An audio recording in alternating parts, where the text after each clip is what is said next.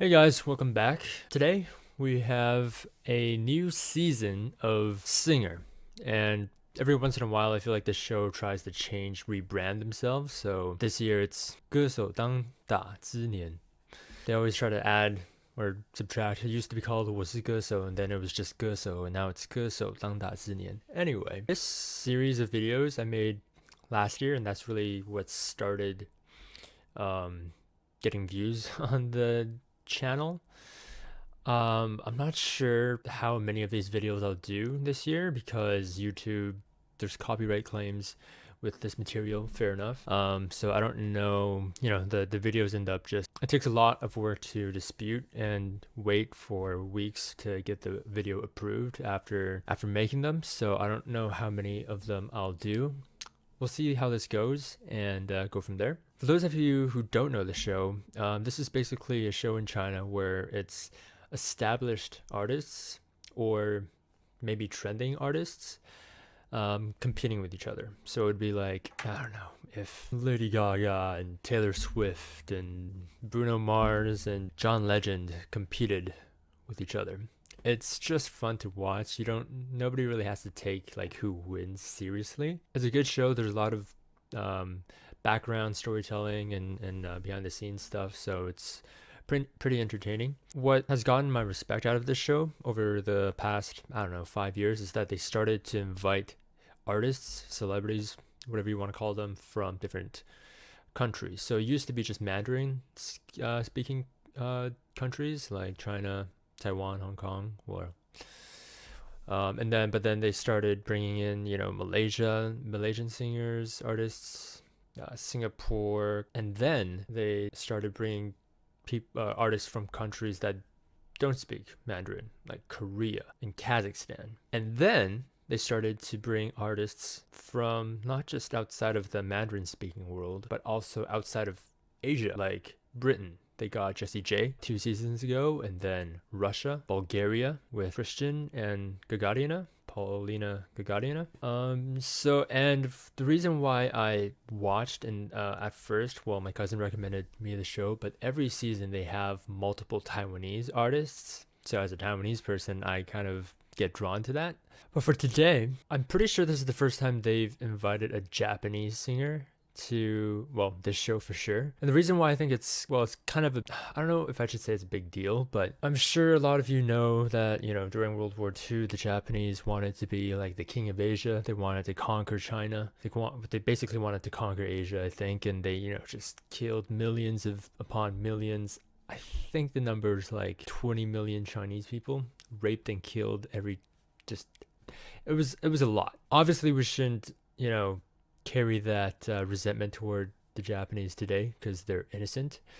It can just be a little frustrating sometimes when they don't acknowledge it, or they downplay it, or they try to justify it. But so the reason why this is a kind of a big deal is that this show kind of allows these different cultures to come and tries to, whether or not they're actually trying to do this, but it invites a sort of a chance to, understand different cultures, kind of, and at least for the two cultures to meet and collaborate in art and music. So I'm very interested to see how the Japanese and Chinese artists, talk to each other and things like that, because it is rare. I don't watch, that much Chinese, programming, but I haven't really seen any Japanese people or performers come to China and do something. And this is like on a grand scale. So let's watch. 欢迎 MISIA。I know nothing about this artist, so it'll be interesting. 来，大声一点好不好？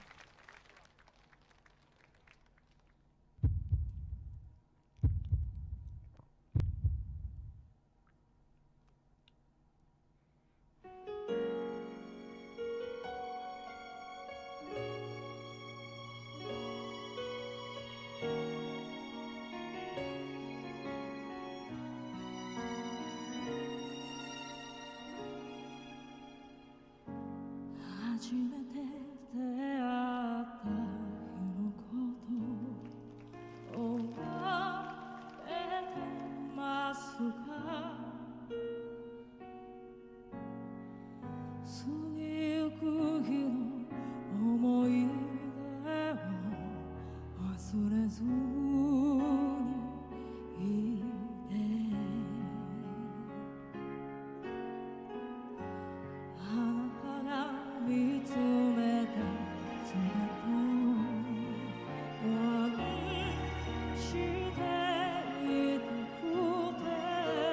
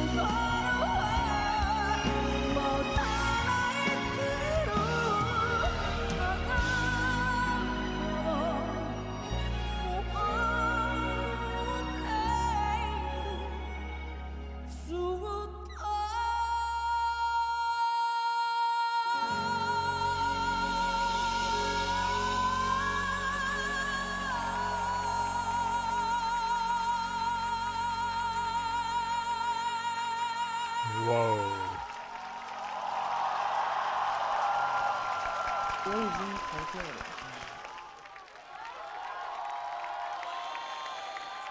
Oh,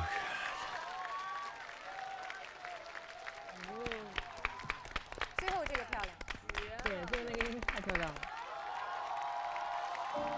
这首歌的中文译名是《现在好想见你》，相信这就是米西亚第一次面对中国观众的心情。